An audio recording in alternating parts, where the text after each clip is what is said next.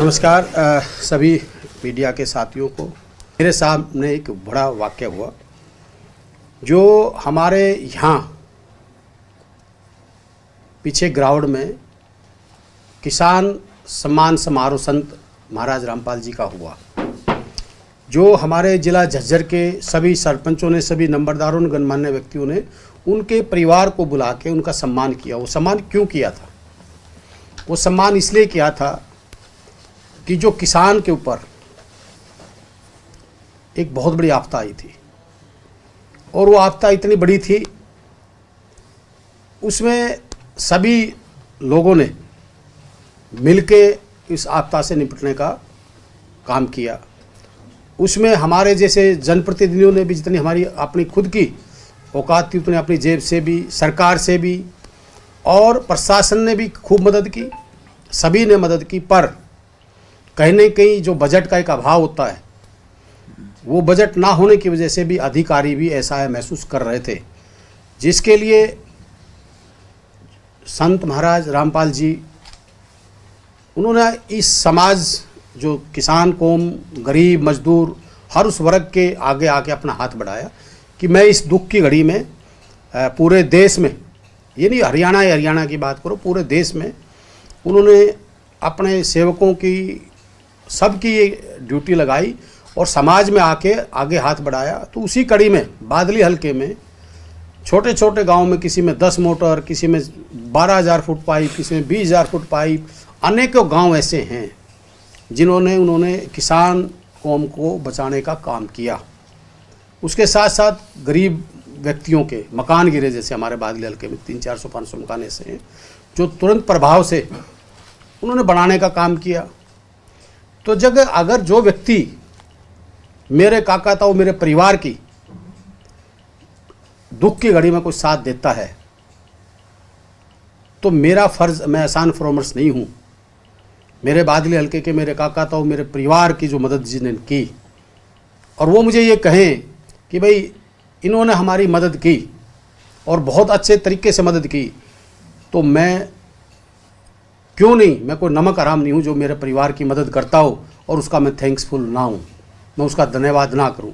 इसी कड़ी में जब ये फंक्शन हुआ तो मेरे साथियों ने कहा कि जी आपने वहाँ आना है। मैं गया और मैं पहली बार, मैंने आज तक ना मैं किसी इस प्रकार के फंक्शनों में गया, ना मैंने कोई ग्रुप बनाया, ना कोई मेरा, चाहे वो कोई भी बड़े बड़े संत हैं, मैं किसी संत, हमारे देश में बहुत महान संत हैं, मैं किसी की भी ना कोई निंदा करता ना कुछ शोर करता।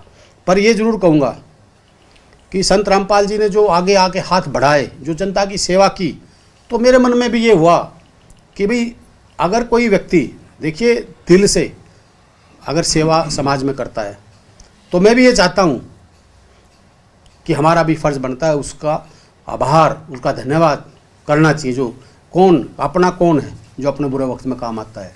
अगर अपना कोई सगा भाई अपने काम नहीं आ रहा है तो अपने किस काम का है? तो आज वो समाज में हमारे लिए आगे आया। मैंने बिल्कुल ठोक के कहा कि भाई मैं आज दिल से, कोई राजनीतिक नहीं, भाई जिसने मेरा काका था वो मेरे परिवार की मदद करी है, मैं, मेरा खून का एक एक कतरा आप लोगों के लिए समर्पित है।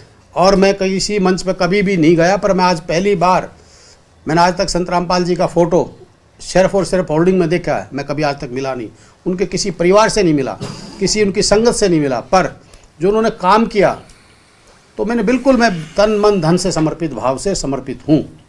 जहाँ तक जो फिर उसके बाद में मेरे पास यूपी से कॉल आता है, रामचंद्र यादव अपना उन्होंने नाम बताया, कानपुर का रहने वाला था। उन्होंने जो बातें करी, मैं आपको ऑडियो रिकॉर्डिंग सुना दूंगा सबको, मैंने पुलिस को भी दी है। वो कहीं ना कहीं एक तरह गलत थेट, गलत बोलना, मैं, माँ, बहन, छोरी, लड़की, सबकी गालियां देना, बम से उड़ाना, मतलब जो एक हद जो होती है वो पार कर दी। तो मैंने इसी कड़ी में फिर मैंने कहा भाई ऐसे व्यक्ति जो समाज में हैं, हम तो उनके लिए गए थे धन्यवाद करने के लिए। उन्होंने अपने आप को कहा भी मैं भी संत रामपाल महाराज जी का भगत हूँ। मैंने इससे तुरंत इनके जो यहाँ के आज बंदे थे उनसे इनका नंबर लिया, जो थे थे कि भाई ये हम तो आपके यहाँ धन्यवाद करने के लिए आए थे, क्या आप हम धन्यवाद करना आते हैं तो आप हमारे को गोलियां मरवाएंगे। तो इन्होंने बताया कि भाई हमारा इससे कोई लेना देना नहीं है। उसी कड़ी में मेरे पास एक हमारे हरियाणा के वरिष्ठ पत्रकार जो हमारे डिस्ट्रिक्ट से नहीं है वो आए हुए थे, उन्होंने वो बात सुन रहे थे। उन्होंने कहा कि विधायक जी एक आप नहीं हो, उन्होंने मेरे को 13 लोगों की रिकॉर्डिंग दी और जिसमें हमारे बहुत सीनियर नेता संपत सिंह जी, बहुत सीनियर नेता हैं जो सिटिंग विधायक हैं, विनोद भैयाना जी, नरेश शेरवाल जी, रणधीर सिंह पनियार जी और बलराज कुंडू पूर्व विधायक, सुभाष सुधा पूर्व विधायक, दिग्विजय सिंह चौटाला और संजय है, ये काफ़ी कप्तान चेयरमैन जुलाना है, पवन लाठर है, दलबीर किरमान है, ये काफ़ी लोग हैं जिसको 20 से लोगों को इन्होंने धमकियां दी। पर मुझे तो इस बात का एक दुख हुआ कि इतने लोगों को धमकी दी, इतने लोगों को गलत बोला। अगर ये जिस दिन पहले दिन किसी व्यक्ति को, मुझे नेताओं से भी इस बात से मुझे बड़ा पीड़ा हुई कि देखिए मुझे अपने जनप्रतिनिधि होने के नाते मैं बादली हल्के की जनता का बेटा हूँ, उनका खून हूँ। अगर मुझे अच्छे काम के लिए अपनी जान गंवानी भी पड़े तो मुझे कोई परवाह नहीं है, मैं किसी इस बात से नहीं डरता। मेरे को गुंडों ने भी खूब धमकियाँ दी, मैं अपराधियों के खिलाफ, नशे के खिलाफ मैंने कार्रवाई भी कराई और मैं बोलता भी हूँ। मेरे को अनेकों बार धमकियाँ आती हैं, मैंने आज तक कभी मीडिया या कोई FIR लॉज की कोई किया नहीं। मैंने कहा भाई जो होगा वो देखा जाएगा। पर जो व्यक्ति इतने लोगों को धमकी दे सकता है और वो लोग चुप रह जाते हैं, मैं तो कहीं ना कहीं हमारे जो नेता हैं, अगर पॉलिटिकल व्यक्ति जो जनप्रतिनिधि हैं, पुलिस है, अगर उनको थ्रेट आती है और वो व्यक्ति चुप होते हैं तो ये समाज के लिए इन ऐसे अपराधियों को कि हौसले और बढ़ेंगे। जहाँ तक इसकी बात है, ये जो रामचंद्र जी है, इसका मैंने सारा रिकॉर्ड निकलवाया।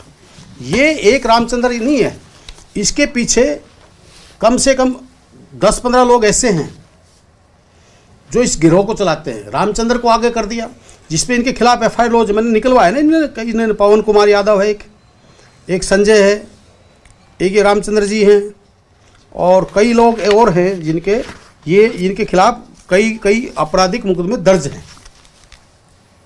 तो ऐसे लोगों को अगर मैं छोड़ूं तो मैं कमज़ोर व्यक्ति हूं, मैं कहीं ना कहीं बादली हल्के की जनता का अपमानित करने का काम करूं। इस हिसाब से मेरे काका ताऊ ने, मेरे परिवार ने, बादली हल्के की जनता ने मुझे चुन के इसलिए भेजा था कि मैं गरीब की, मजदूर की, किसान की, हर उस वर्ग की आवाज़ को बुलंद करूं, उठाऊं।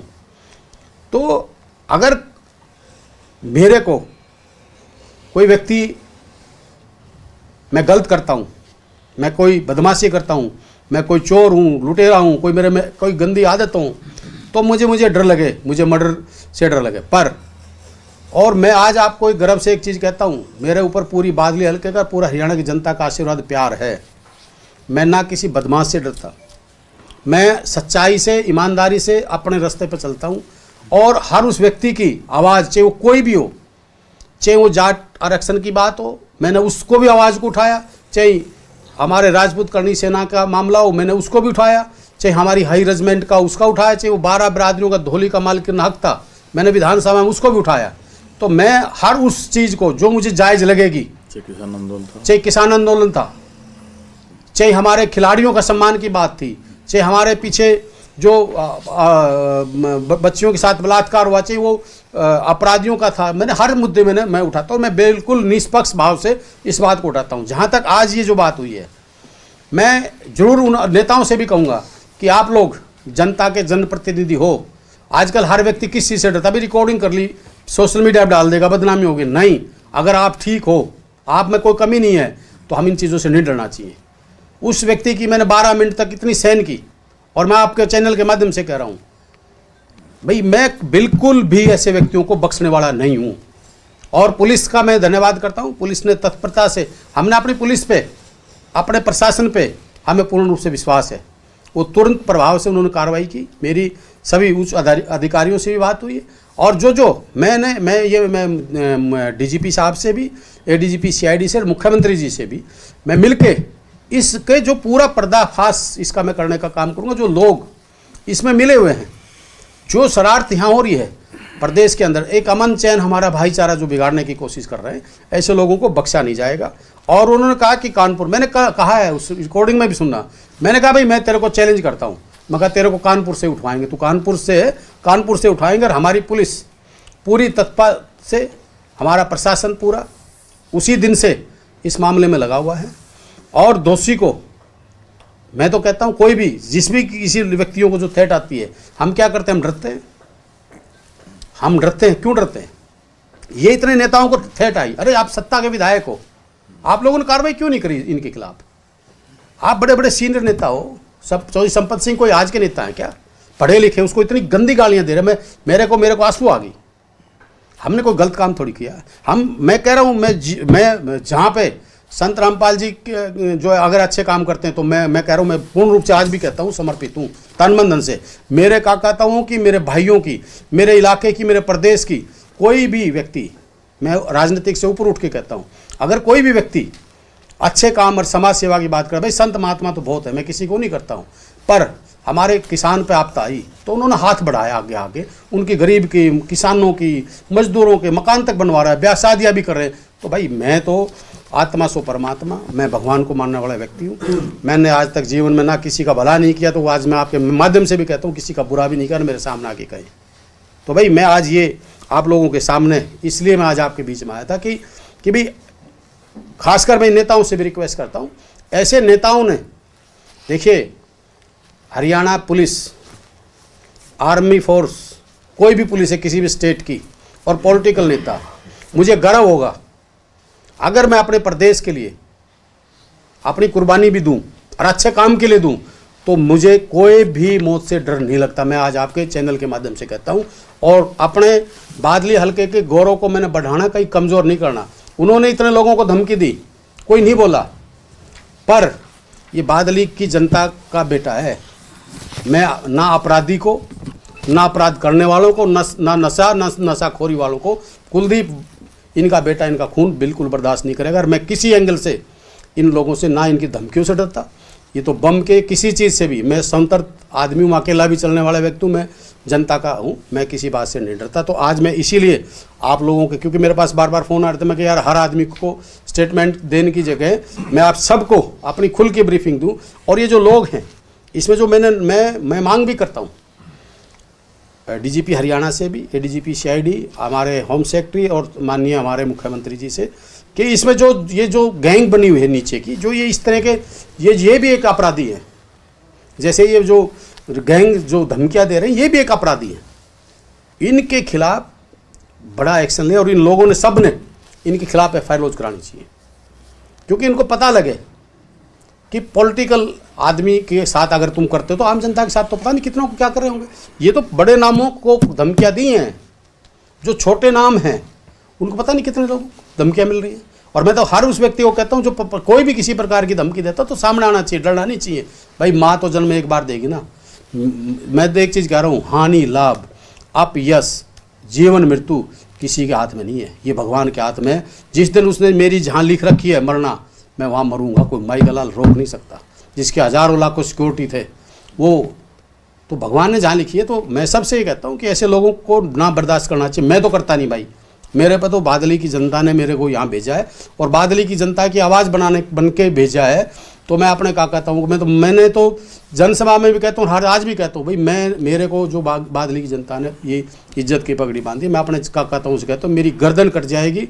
इस पगड़ी पे ना कभी कोई लांछन लगने दूँ, ना कोई दाग लगने दूँ, और ना इस पगड़ी को झुकने दूँ। और रही बात ये संत रामपाल जी के, अगर ऐसे काम चल रहे हैं, तो मैं 1001% पूर्ण रूप से जाऊंगा। मैं किसी के ना भय से, ना दबाव से, ना धमकियों से, किसी भी उससे मैं डरने वाला व्यक्ति नहीं हूं। अगर मेरे काकाताओं के लिए, मेरे परिवार के लिए, मेरे समाज के लिए, मेरे प्रदेश के लिए कोई भी व्यक्ति अगर अच्छा काम करता है, मैं संत रामपाल जी महाराज की बात नहीं करता, कोई भी व्यक्ति अगर अच्छा काम करता है, तो मैं हर उस व्यक्ति के प्रोग्राम में जाने के लिए हूँ। मैं जाऊँगा जहाँ जो मुझे कोई, मेरी काकाताऊ, मेरा परिवार मेरी ड्यूटी लगाएगा, तो पूर्ण रूप से मैं जाऊँगा।